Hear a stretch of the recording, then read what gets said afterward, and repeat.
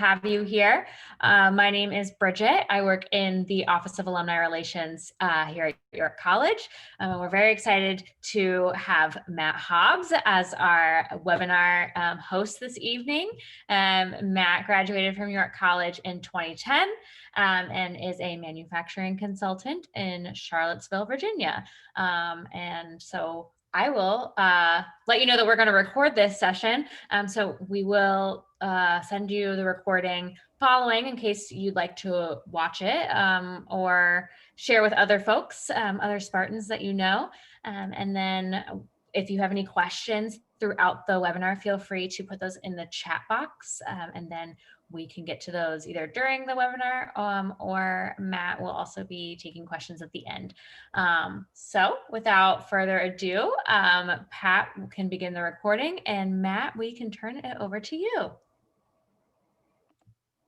All right. Well, welcome everybody, and thank you for joining me. I'm just going to try to figure out how to share my screen now. There's the button.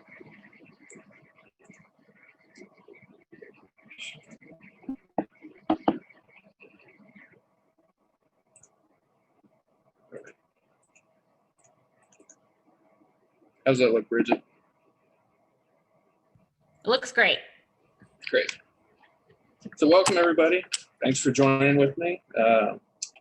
We're going to talk about brewing beer, something that I've been doing now for the last 10 years. I've worked at many different size facilities, and I've had a lot of experience with operations, trying to make things work with what they got, and other operations that are multi-million-dollar facilities that are distributed all over the country and throughout the world. So, and if you all have any questions about anything, or you want to ask questions during this, please put them in the chat, and Bridget will be able to communicate them to me, and I can answer any questions that you might have. So these are just some of the places that I've worked over the years. You might recognize some of the bigger ones, Yuengling, Molson Coors, Trogs, obviously they're in central Pennsylvania. I've either done projects with these companies, worked alongside them to solve problems, or I've worked directly for them. Ellicott Mills Brewing Company down at the bottom, that was where I started. It's a very small brew pub in Ellicott City, Maryland.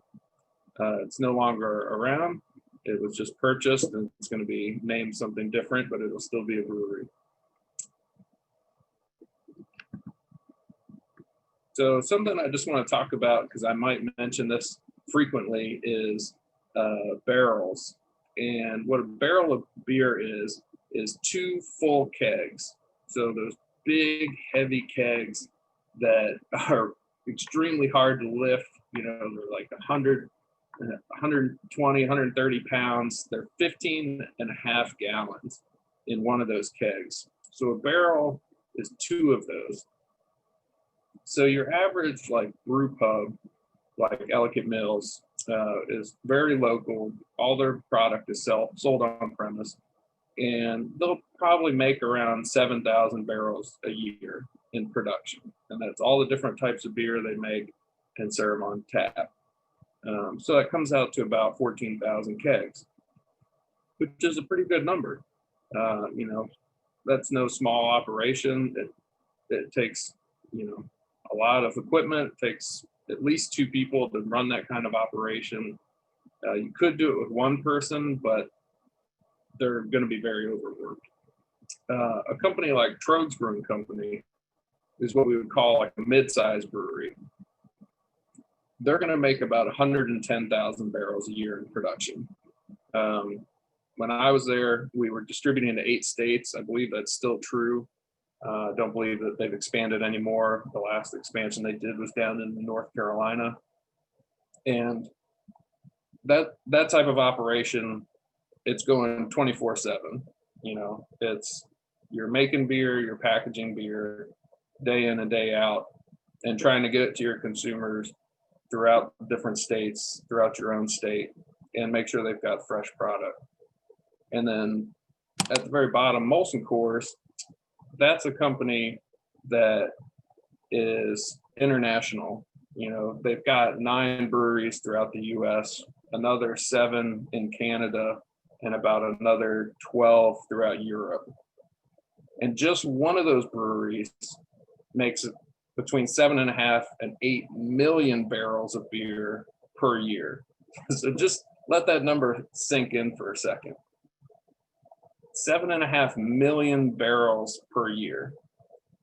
On average, we would package twice as much as Trogs makes in a year. We would package in 1 week. The scale of that is mind-blowing.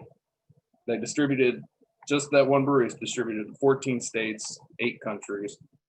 And it's incredible to see, because it's the exact same process as what Ellicott Mills was doing, the exact same process as what Trogs was doing, but it was just on a scale that is hard to imagine.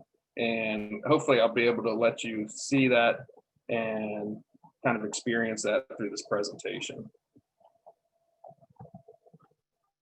So first, I'd like to take a poll and just kind of see where people in the group sit as far as what they like to drink. And that'll probably gear my presentation a little bit more towards if I'm going to talk more about smaller, mid-sized companies or larger ones.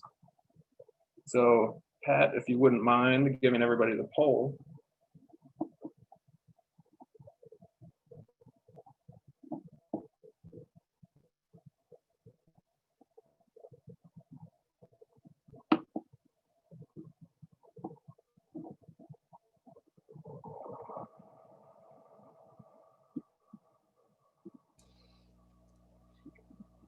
The votes are coming in, so I will stop it in just a moment once everyone's had a chance. That's good. Perfect time for a drink.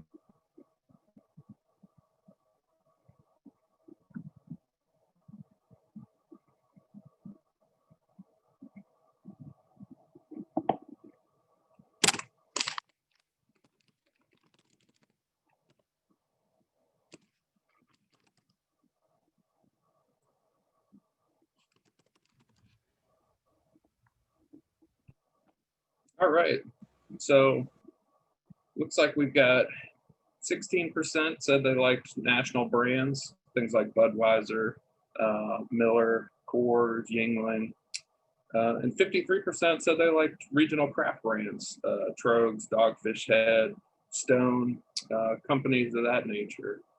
And 32% said small local brands, which is great. I know that businesses need your business more than ever right now.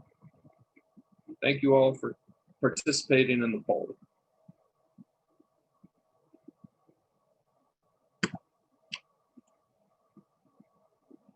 All right, so the first thing with brewing beer is your raw materials. You got to have these to be able to make beer. And beer is a very simple product. It only consists of water, barley, hops, and yeast. Some breweries add what's considered an adjunct to your beer, and that adjunct can be things like pumpkin, if you want a pumpkin beer. It could be things like corn. It could be corn syrup. It could be sugar. Belgian breweries add sugar to their beer to increase the alcohol, as well as make the beer a lot drier of a beer. It's not going to be as sweet or as full-bodied as, say, like a stout. It's going to be a lot drier and crisper, is what you'll get in like a triple. And some other raw materials that people don't think about, but is also needed in the manufacturing of beer, is kegs, glass bottles and cans, labels, cardboard, and CO2. And CO2 is a big thing that is needed in the production of beer. Everybody likes a carbonated beer. I can't think of somebody that's like, oh man, I can't wait to drink that flat beer. It's gonna be so delicious and flat. So here's a little example of some of the raw materials. So glass bottles. This was a facility in New York, and they're producing 12-ounce bottles. This was for Trogs Brewing Company.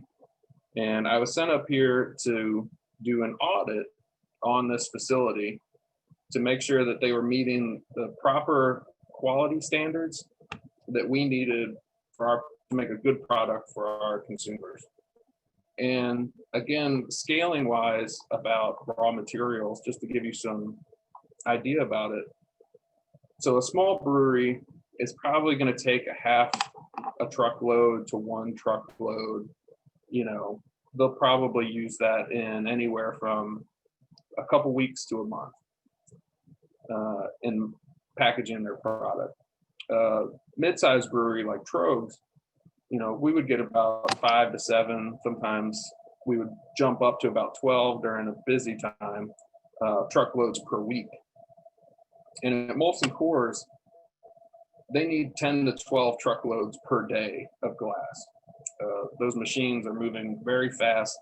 They're producing a lot of product, and we need that constant supply of raw materials, and not just bottles, but also, grain, hops, things of that nature. So I've got a little video here that I took when I was up in New York, and these are 12-ounce glass bottles being manufactured right on the line. So you can see up top, there's a giant furnace holding molten glass, and it's gravity falling out of that furnace, getting cut with scissors into globs of molten glass, and then it goes into what's called a press and blow mold. So when it goes into that mold, it gets pressed, that forms the top of it, and then when it flips over, it blows air into it, and that's what makes the cavity of the glass bottle.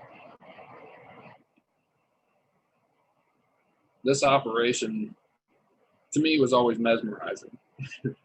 This is one line that they had running at the time. Usually there's about 12 of these running at once, and they can run different types of bottles on there.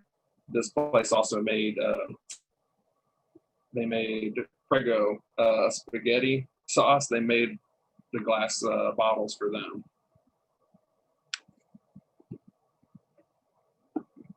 Another raw ingredient that you need are hops. So hops add bitterness and aroma to your beer. They also are naturally antimicrobial. This makes beer safe to consume. There's no known pathogens or anything harmful that can grow in beer. And one of the things that helps with that is hops. So from their natural antimicrobial characteristics, but also because beer is acidic and it has alcohol in it. These are all combination of things that microorganisms don't like to live in. And the amount of hops you need, you can see in the picture here, this is out in Yakima Valley where hops are grown. And it's a very specific region. It's on the corner of Oregon, Washington State, and Idaho is where majority of the hops in the US are grown. They're trying to expand outside of there. Farms are trying to pop up in other parts of the country, but that's really where the industry is. That's really where, if you buy hops that come from the US, that's where they're going to come from. There are other countries that grow hops, such as Germany, Austria, New Zealand, and a little bit in England, but that's kind of starting to go away. And you can see here, this guy is just surrounded by a mountain of hops. I mean, it is big business growing, producing these hops for breweries. A little idea about scaling for a brew pub. So every time they make a batch of beer, they're probably going to use about 20 pounds of these hops. Regional brewery, they're a little bit larger. They make larger batches. They're going to use about 200 pounds in a batch. In a large brewery like Yuengling, they're going to use about 1,000 pounds per batch. So just the logistics of that is incredible to think about. You know, even for the regional brewery that's 200 pounds per batch. I mean, that's a lot of hops. Those all have to get weighed out. They all have to get hauled, to the brew kettle to be added to the process. And then most of that's done manually. by someone who wants to work in a brewery and thinks it's a good idea, like myself. In a large brewery, 1,000 pounds per batch. They're making a batch every 2 hours. Think about having to move 1,000 pounds by yourself every 2 hours. You wouldn't be able to do it. So that's where automation comes in. That's where a lot of that is done by machines, or they'll actually use things like hop extracts, which are a higher concentration of the hop aroma, flavors, and bitterness that you want from a hop, and you just add less of it.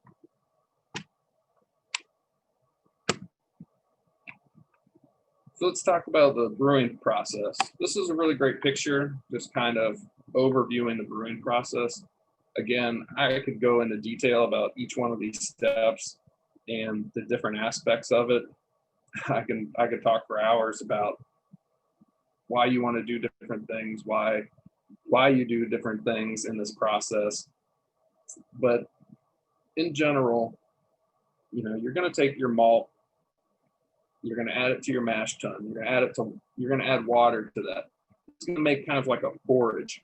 And what's happening here is you're heating it up and you're creating different types of enzyme reactions. You're creating different types of sugars, and you're beginning the process of making your beer, whether it's going to be something that's really dry and light, like a Kolsch or a Pilsner, or if it's going to be something a little bit sweeter and a little bit fuller, like a porter or like a stout. This is where it all really starts, and where you're beginning your process for how you want the beer to end up. Next step, it goes to the lauter tun.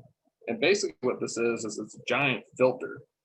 So you've added water to your grains. If anyone's ever had a beer, they know they're not drinking a beer that's filled with grains, filled with malt or anything like that. So it goes into the lauter tun and it starts drawing the water out of the grain.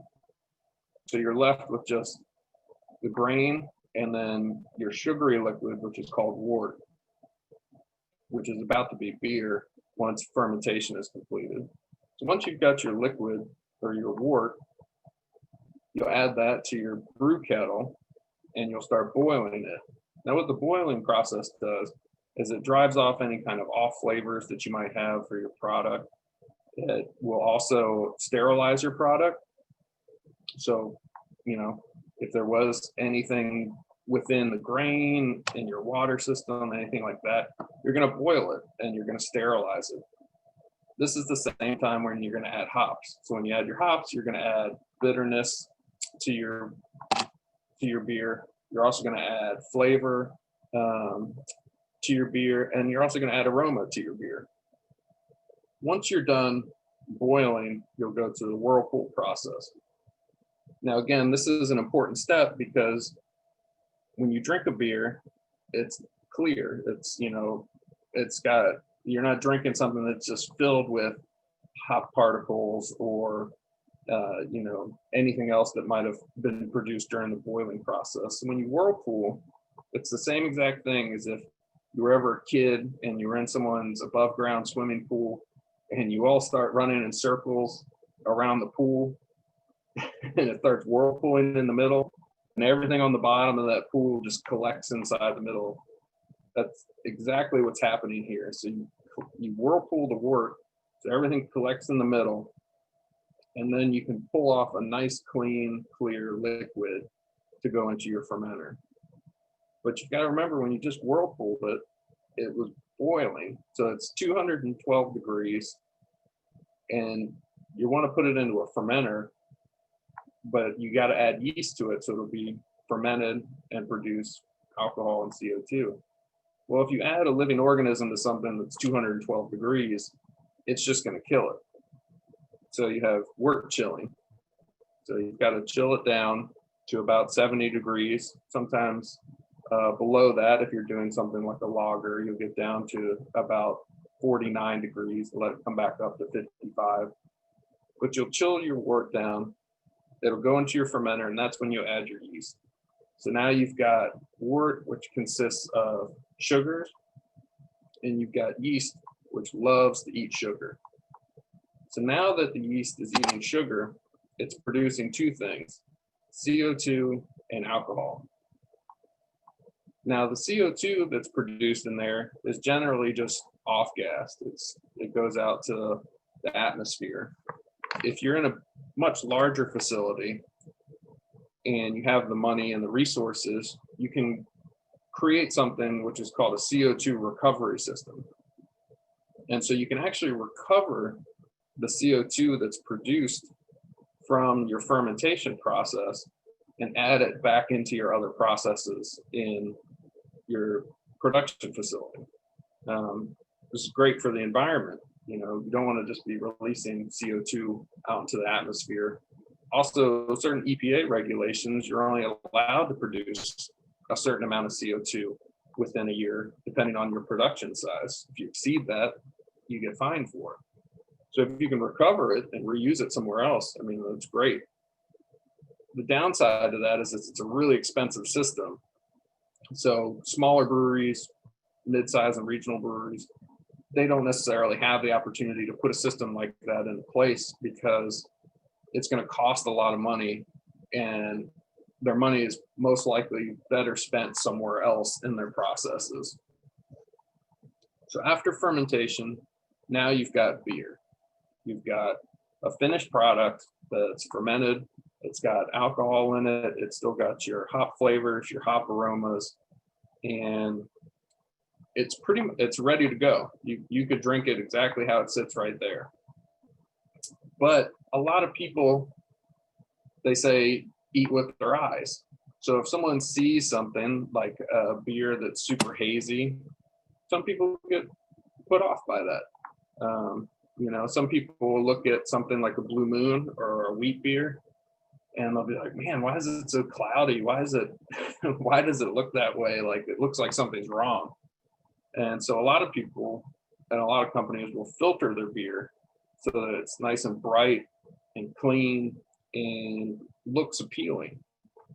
And so that's the next step in the process, is you'll filter your beer if you need to do that for the style. Some styles you leave them hazy, like a hazy IPA or like a wheat beer. Other beers, you really want them to be nice and clean and clear, like a Kolsch or like a Pilsner. So after that beer gets filtered, then it goes to packaging. So then it can either be kegged or it can be bottled, canned. There's all different kinds of packaging they're coming up with nowadays.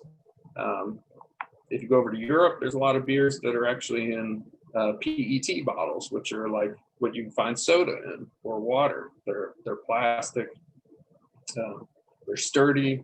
They hold up well to the environment. They're reusable. They're recyclable, and they're a really interesting package. And every year, there's more and more new packages that are being developed and being sent out into the market. And that's a good overview of the brewing process from front to back.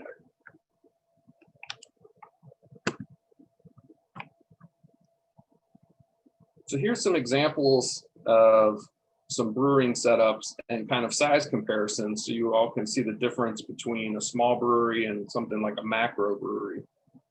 So on the bottom left, you can see that's generally the size system that you'll see in your brew pub. That's going to be anywhere from 7 barrels to 15 barrels of production capacity. You can see it's really compact. There's actually 3 different steps right there in that one picture, and super easy for one person to manage. If you go to the picture above in the top right, this is actually Trogue's brew house. So you can see there's actually 1, 2, 3, 4 kettles within that system, and they're a lot larger. You know, there's a platform there. You know, the guy standing in front of them, he's a lot smaller in comparison to the equipment. You know, that's a 100-barrel system. So that system can produce 100 barrels of beer in one go. So again, bottom left corner, 7 to 15 barrels. Top right, 100 barrels. And, you know, they can make 100 barrels, you know, probably every 3 hours on that system. It's got a lot of automation to it. It can be handled by one person, and can really push out a lot of beer. Then if you go to the bottom right picture, this is actually the brew house up in Milwaukee for the Miller brew plant. And what you'll actually see there is that there's 3 of each piece of equipment. So there's 3 lauter tons, there's 3 brew kettles. So they could be making 1 batch 3 times all at once. And if you look at the sign on there, it says 735 barrel capacity. So you're looking at about 2,300 barrels of beer in one production run. Again, stepping back to Trogs, which is 100 barrels, and back to your Brew Pub, which is about 7 to 15 barrels. So again, the scaling, you're doing the exact same process. They're mashing, they're lautering, they're brewing. It's just scaled up to a size to meet the demands of their consumers. Hey, Matt, we have a question. What is the typical cost of ingredients per batch? That's a really good question. It's going to depend on what style of beer you are making. The most expensive ingredient in beer is hops. So if you're going to make an IPA, that's going to cost significantly more than if you're making a Pilsner, which uses very minimal amount of hops in it. So a typical cost of ingredients per batch, if you wanted to estimate, like, say, 100 barrel batch, like a Trogs, the cost to make that batch is going to be between $5,000 and $10,000 per batch. And then scale that up if you want to go up, or scale it down if you want to go down.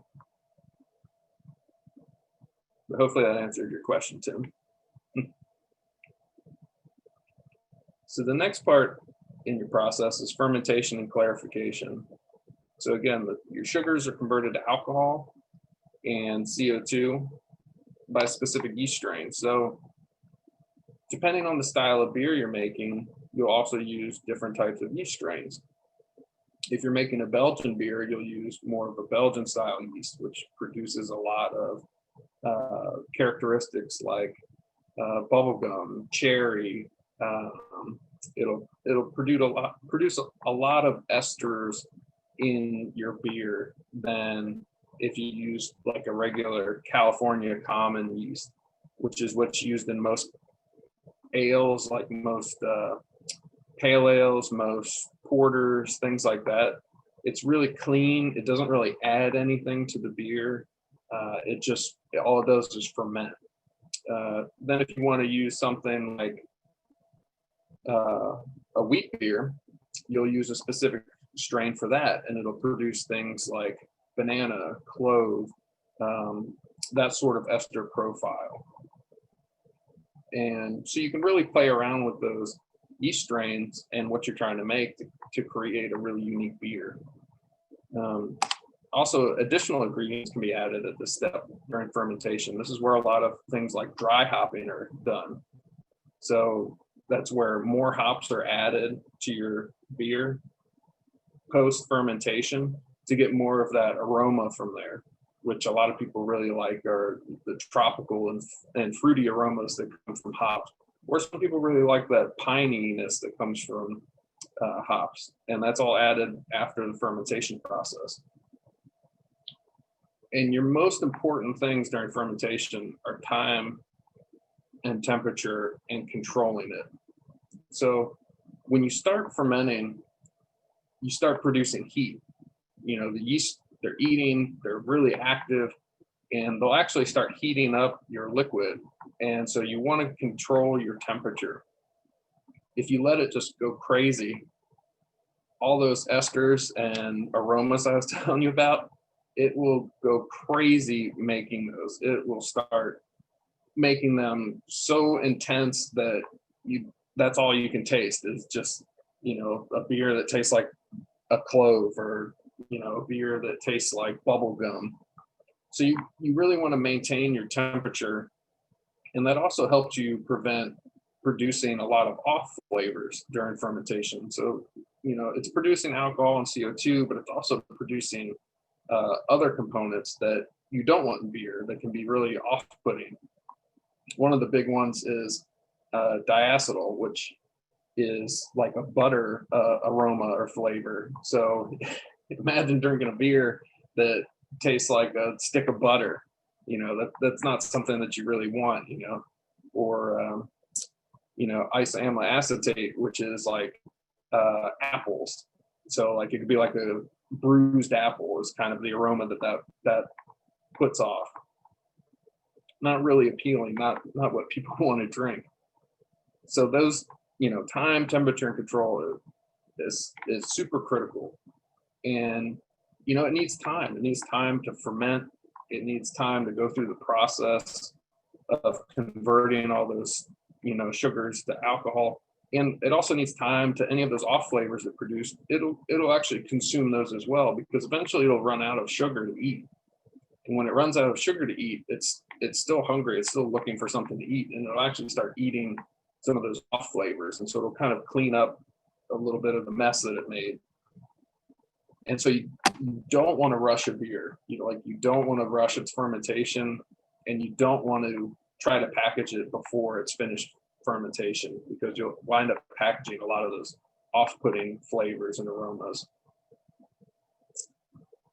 And then clarification can be done, and this, depending on the scale and size of the brewery, depends on what they're going to do.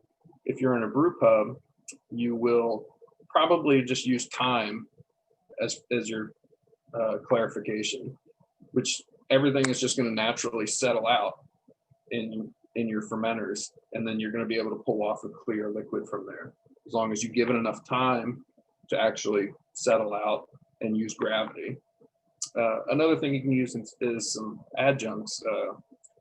There's a product right now that's out that works really well called Biofine, and it's a completely natural byproduct that fish produce. And you can add a little bit of this to your beer, and what it actually does is it's got I don't know if it's a positive or negative charge, but it has a charge. What you learn in science is all atoms and all compounds have a charge. They're either positive or they're negative. And what this does is it attracts to those compounds and makes them heavier. And so when it makes them heavier, they fall from gravity down to the bottom of the fermenter faster, and it will actually clarify your beer. And so it doesn't actually wind up going into your beer, although it's safe to consume, but it'll attach to those molecules, pull them out of your product. And if you're a much larger brewery, you'll use equipment. You'll use something like a centrifuge, or like a plate and frame filter, or like a lenticular filter or something like that. And that equipment will help you remove any of the items that you don't want in your product.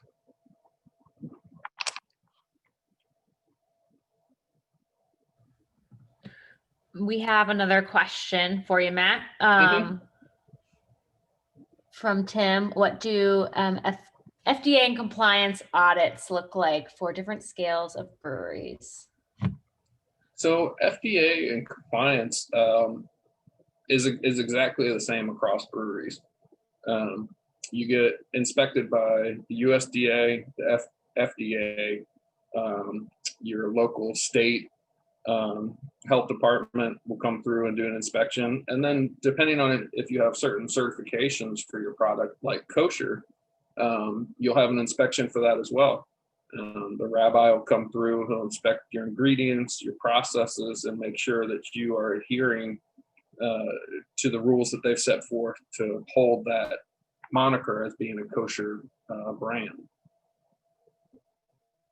But as far as the compliance, everybody's held to the same standard and everybody's held equal across the board by all the different organizations. So here on this page, we've got some examples of fermenters. So again, kind of giving you an idea of the scale of things. So on the left-hand side, you can see this is what you'll find in your brew pub. It's probably about a 7-barrel fermenter and works great. You can do a lot of stuff with that, but it's only going to be a 7-barrel batch. In the middle, you'll see these are probably reaching about 100 barrels. So that's a 100-barrel fermenter. You see from the scale of the person in the picture, a lot larger. To access different parts of the equipment, you've got to use a ladder. These aren't going to be moved by hand. You can see the guy on the left is kind of moving and manipulating a fermenter by himself. The one in the middle, you're not going to make that thing budge, especially if it's full, and even if it's empty, it's not going to move unless you've got a fork truck or some sort of craning system. And then on the top right, you can see it's actually a picture from Trogs when we were installing our outdoor fermenters. So these were 1,000-barrel fermenters that we can make our products in. So if you remember, the brew house is 100 barrels, but this fermenter is 1,000 barrels. So that means we've got to fill it 10 times in order for it to be full, and consider that a filled tank in the process. So that usually means if we're mashing in, every, say, 3 hours, we'll fill that thing in a 24-hour period with one product. It could be Sunshine Pilsner, Mad Elf, Perpetual, one of those brands, usually go into one of those tanks. Again, same process. It's still fermentation. The scaling is just getting a lot larger. And then you can see that bottom right picture. That's actually a fermenter from the Molson Coors plant that I worked at here in Virginia. And that's 3,500 barrels. So again, same process, just scaled up. You want to make more product, you scale it up, and you're doing the same exact thing. You're fermenting, you're converting sugars into alcohol and CO2, but you run into some different problems. When you have a tank that big, now you're talking about the amount of pressure at the bottom of that tank is astronomical. And you've got to think to yourself, could a living organism live at that sort of pressure at the bottom of that tank? And a lot of times the answer is no. If you put yeast in there and started stacking all of this liquid on top of it, it would actually start crushing it. And the yeast doesn't like that. It'll start producing off flavors, it'll start dying, it won't start fermenting things. So then, that poses another problem that you've got to try to figure out and, work with so that you can actually produce your product while it's going in there. And the way you actually do that is you'll stack during fermentation. So you'll fill it with one batch and you'll add yeast. And so the fermentation process is now starting, and then you're adding your other batches. So by the time you got that tank full, you've actually done about half of your fermentation in there. So you only need the yeast to complete the other half of it instead of the entire fermentation process all at once.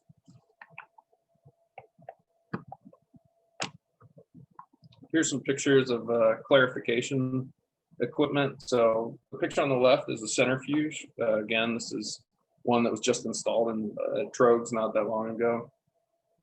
And what this does is there's a bunch of plates inside of that dome looking piece, and they're spinning at about 10,000 RPM.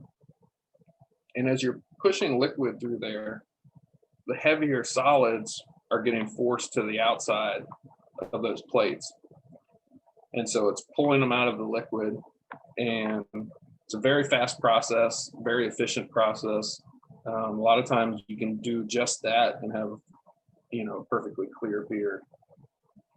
And then on the right side is a picture of a plate and frame filter. You might see smaller versions of these at brew pubs. But what this is it's using diatomaceous earth, sheets of them that are compressed together to act as a filter media. And so you push your beer from one side to the other through this plate and frame, and those sheets act as filters, and they'll start catching yeast, they'll start catching hop products, if there's any kind of bits of hop in there, if you added like seasoning like lemon peel or coriander or something like that to your beer, it can pull those out of it. And those filters can actually get down so fine into the micron measurement that they can actually remove things like bacteria or single yeast cells. It can pull those out of there. Really efficient way. But if you put something really dirty right into that plate and frame filter, it's immediately going to clog up. It's more of what we would call like a polishing filter. So you've already run it through something like a centrifuge, which is taking care of the majority of the bulk of what you want to remove. And this will just kind of clean it up. It can remove things like protein haze, which if you've ever had a beer where it's clear, but as you're looking at it, it's got this kind of clear white haze to it. And that's protein inside of your product. And there's nothing wrong with it besides the appearance of it. And some companies, they want that removed. And the way to do that is through a plate and frame filter. So once you're in your last step, you're here in packaging. So, packaging, you want a good looking product that's shelf stable and it's got the least amount of oxygen in it. Kegs are ideal for this. When I go out to a bar, I will always order a keg. I'll always order something off of the draft. Now, I'll only do that if I know the place takes care of their draft lines and will actually clean them. But that is the best way to transport beer. It's the best way to serve beer. And it's the least amount of involvement from a person as far as packaging goes, where something can go wrong and give you off flavors or give you something that just isn't appealing to you. And this is also the most expensive part of the process. A lot of times you have to have labor that's super expensive, your materials, you spend a lot of money on the equipment breaks down, you've got to repair the equipment. It's a huge cost to package. But that's how you've got to get your product to consumers. And it's the most important process. You can make a phenomenal beer throughout the rest of the process, and then when it gets to packaging, it's packaged terribly, either by looks or just the process, and the person gets it and it tastes terrible or it doesn't look good. And they're immediately going to associate that with your business. They're going to say, wow, they don't make a good product. I'm not going to buy this again. And you're out that customer. Here's a couple examples of fillers. So the one on the left is what you might find in a small brewery. It's filling 4 cans at once and putting a lid on it. And the one on the right is what you call a rotary filler. This looks like it's one made by KHS, which is a German company that makes package filling equipment. And so, the one on the right, that one's probably going to run on a glass bottle line at about 1,200 bottles every 60 seconds. The packaging line on the left is probably going to do, 4 cans every, 90 seconds would be my guess. So again, you're doing the same exact thing, same exact process, just you're doing it a lot faster. You're doing it at a larger scale, you know, or a smaller scale, depending on the size of your brewery, and also, you know, how much money you have to invest in this sort of thing. We have another question for you about the packaging. Is there a specific reason a lot of craft beers are packaged in 16-ounce 4-packs versus 12-ounce 6-packs or other larger quantity cases? So right now, what's going on with aluminum cans is there's actually a really big shortage of aluminum. And it's really difficult for smaller companies to get the cans that they need from suppliers like Ball or Crown. Those are companies that make aluminum can bodies, and they make aluminum can lids. And so right now, a lot of craft beer companies are just getting what's available to them, and you know what Ball and what Crown will make for them. And I think a lot of that has to do with it is that it's hard for them to get a 12-ounce can right now because companies like Budweiser and Molson Coors, who are their biggest purchasers, are demanding that product, and they've got to satisfy them before they could try to satisfy someone that maybe buys, you know, a couple pallets of cans from them per year, you know. Whereas, you know, you're not gonna limit your biggest purchaser of your product, you know, from getting what they need. You'll probably shift that down the line to the people that don't purchase as much from you, and unfortunately say, I'm sorry, we don't have that availability right now, which they don't. You know, even at Molson Coors, we were having a huge struggle with getting cans, you know, with getting cans on time or even having them available. I mean, we would get orders for products and we would have to tell our distributors, we're sorry, we can't fill these because we don't have anything to put them in. We can't get aluminum cans, you know, for a company that size. That's crazy for someone to hear that. That's like Hershey saying, I'm sorry, but we can't sell you any Hershey candy bars, you know, because we don't have wrapper for it. You'd never think that you would see something like that. And one more for you. So I think it was referring to the last slide. Did you say 1,200 bottles per minute? Yes, I did. Oof. Yeah. So, yep. A typical bottle filler at Miller or Coors Brewery will fill 1,200 bottles every minute. And so that line is actually producing between 6,000 and 8,000 24-packs every hour.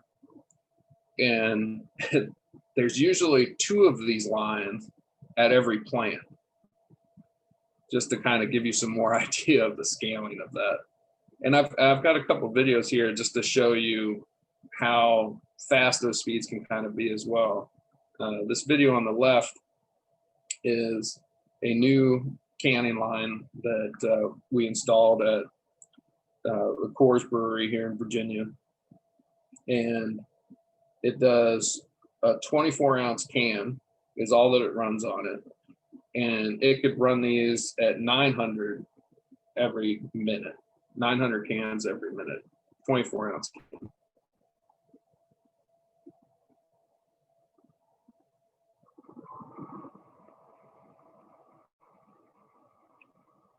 So the cans that are closest to the camera, those are actually full. They're capped, they're full. You can pull them off the line and drink it exactly how it's coming off right there.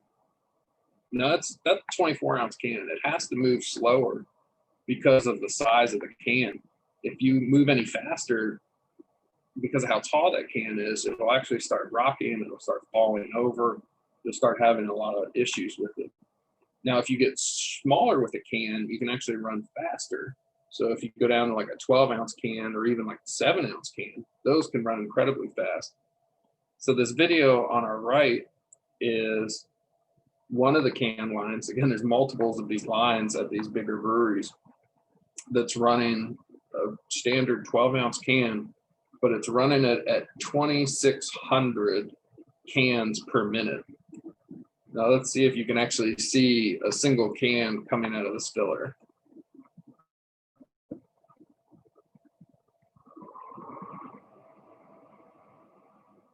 But again, same process as a smaller brewery. It's just a larger scale and much faster. You know, time is money when you're at a scale that size, because you're paying people to be there and run this equipment, and you want to make as much as you can in the shortest amount of time.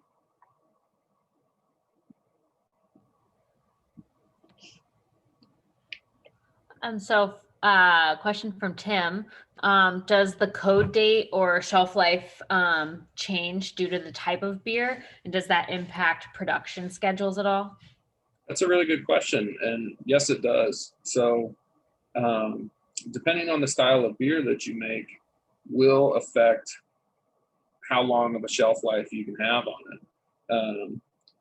You know, something at Trogs, like we made a really high alcohol beer that, like say Impending Descent, which was like a really high alcohol stout.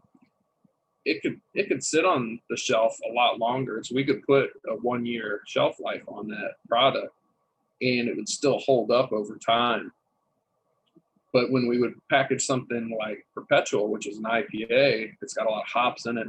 Hops they're sensitive. They don't last as long in a packaged product. And so we could only put about a 6-month, code date on that product. So, and then that impacts your scheduling and your production. So if you're trying to fill orders for, something that only has a 6-month shelf life, you have to replenish that a lot faster than something that maybe you could put on the shelf for a year, or you could even, produce that product that can stay in the bottle for a year. You could produce a lot of that at once and just keep it in storage and dispense it as you need to your distributors.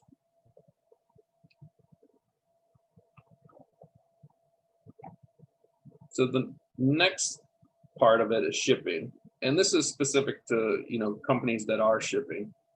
When you get hyper local, at your local brew pub or brewery, a lot of those places, they won't ship. It's, you come in, you get your crowler, you get your growler, or you have a pint, and, that's great. When you get into the regional breweries, or macro breweries, then you're shipping, sometimes, a lot of times other states, other parts of the state, other parts of the country, or even other countries.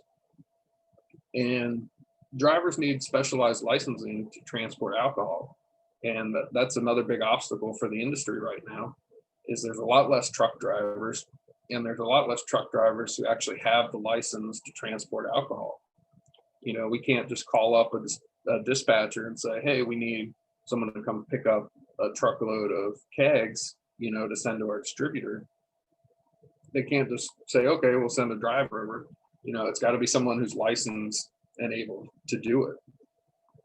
And some states allow self-distribution. Colorado is one of them for smaller breweries. So, it's a really great benefit for the small breweries. They can package a small amount of product, take it down to their, local liquor store, and allow them to sell their product to the public. And, they're open different hours than the breweries are. There's more availability for it to their consumers. And I think it's a great way to approach it. And alcohol distributors, they're definitely your best friend when it comes to shipping. And sometimes they're your only friend. So like an example is here in Virginia, if you sign a distribution contract with a alcohol distributor, it is for life. So that is your only friend for your business, and the only way that you're going to get your product to consumers. So anybody trying to start a brewery in Virginia, think long and hard about who your distributor is going to be, because you are going to have a relationship with them for a very long time. And, local breweries right now, they rely on your business more than ever, especially if they don't distribute. If you have a favorite local brewery, pop down there, see if you can pick up a growler or a crowler, something to go. They really need the business to keep going. They don't have the ability to have things on the shelf at, your local grocery store or your local distributor or wherever you get your beer from. So make sure you support those people. They put a lot of time, energy, money into their business, and they want to give back to the community. And so this is the time that they really need that. Here's some examples of just scaling. There's a stack of kegs at Trogs. That's pretty average for what a regional brewery would have. And that float would kind of rotate through as they were filling them. And then the picture on the right, a little grainy. I wish I had a better picture, but that's our warehouse in Shenandoah here.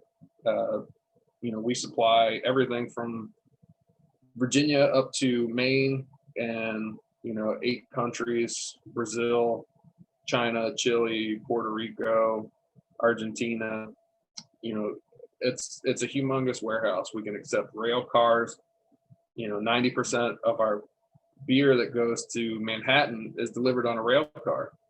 If you've ever driven in Manhattan, it's impossible, to try to get a tractor trailer down there. People do it, but it's way more efficient to ship things via rail car into New York City than it is to try to drive a tractor trailer from Virginia, through Baltimore, DC, Jersey Turnpike, and then down into Manhattan to get to one of our distributors. And also just the scaling of it, they need a lot of product. We can fit a lot of product onto a rail car. And we also get products from, some of the other breweries, like out in Golden, Colorado. That's the only place that Coors Banquet is made, is in Golden, Colorado. So any Coors Banquet that you drink has come from that brewery. And most likely, if it was in, the Northeast region of the United States, it came through this warehouse. Comes on rail cars from Colorado to our facility. We unload them and distribute them out to our distributors. And I just wanted to say thank you all for joining me and listening to me ramble about beer. I can talk about it endlessly. If anybody wants to reach me, my email's there. And enjoy responsibly. It's great it's a great industry. And like I said, support those local breweries. They really need your help right now, especially in states, that maybe they're not allowed to open back up, or they're only open at limited capacity. Even if you just stop in there once and pick something up from them, it'll be a big help. Thank you, Matt. We have more questions for you. This group has lots. So Kevin was wondering if you brew your own beer. I was also wondering that. I do. I stopped for a while, but I have picked it back up.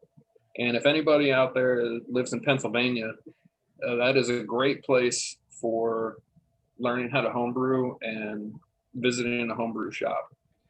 There's lots of them in Pennsylvania. They're good resources, and you can easily make your own beer at home. Is there a reason that that Pennsylvania is a really good place for that? I think it's that German heritage in Pennsylvania. I mean, it's got a ton of breweries as well. Mm-hmm. People in Pennsylvania they like beer, and I think it has a lot to do with a lot of the German heritage that wound up in Pennsylvania. Cool. And Tony's wondering what your opinion of beer quality is at large, like large breweries nationally versus, maybe some of those regional or local breweries? So I can speak from experience with large companies like Molson Coors or Miller Coors. Their beer quality is outstanding. They take it very seriously. They commit a lot of time, energy, and money into the research and to making sure that their product is going out exactly the way it's supposed to. If you really think about it, if you've had a Miller Lite in, say, Texas, and then you had a Miller Lite in, Seattle, Washington, it's going to taste exactly the same. And that's an incredible feat, because I guarantee you it came from two completely different breweries. And they put all that effort into making sure that the quality is exactly the same and that it's a good quality product. Regional breweries are doing that as well. I'd say where they're limited is in their resource of money, because a lot of times the quality equipment can be very expensive. So like a product like a gas chromometer, what that does is it can tell you what off flavors are in your product or in your beer, but it's $100,000 piece of equipment. Every brewery at Molson Coors has got one, so that they can make sure that certain things aren't in their beer. But a regional brewery or a small one can't necessarily afford that. But they can still build their own quality programs, and they can still produce a really high quality product without having to spend that kind of money on something like that. Do you have a favorite brewery in the York area? I know you haven't been back for a while, but was there one during your time? But I worked for Hershey for Trogs for a while. Oh, right. Mm-hmm. So I always said that I'm a fan of Trogs. But a smaller one that I enjoy is, I think it's called Funk Brewing. I want to say it's in like Elizabethtown area. That was a really good one. I haven't been to any breweries in York since I left, but I'm sure there's some really good ones there. There are. I'm a personal fan of Collusion. That's a good one. Okay. Yes, Tony, Collusion. Yeah, if I get back up there, I'll have to check it out. Yeah, absolutely.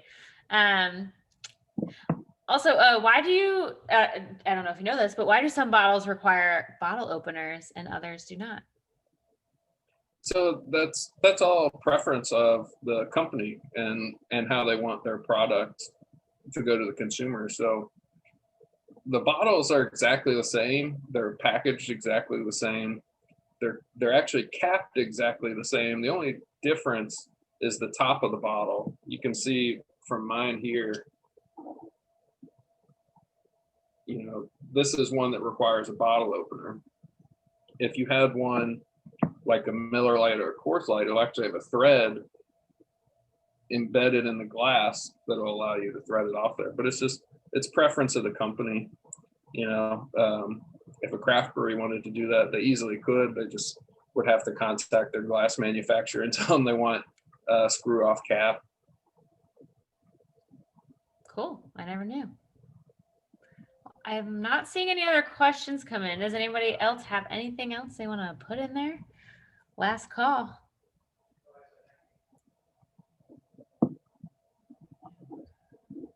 How do milkshake beers change?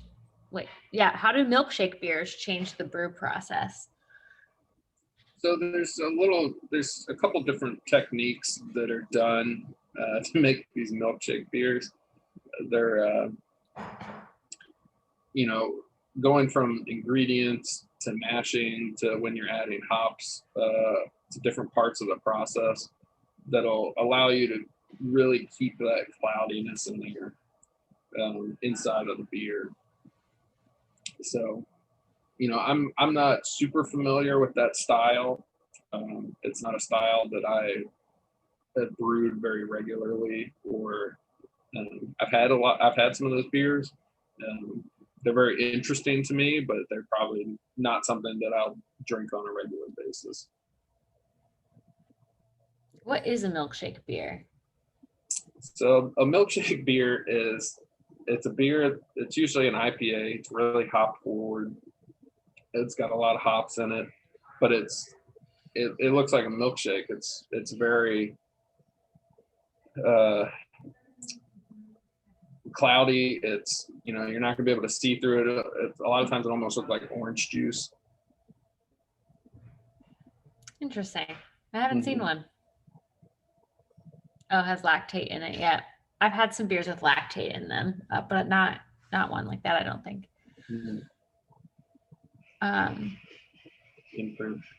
Yeah.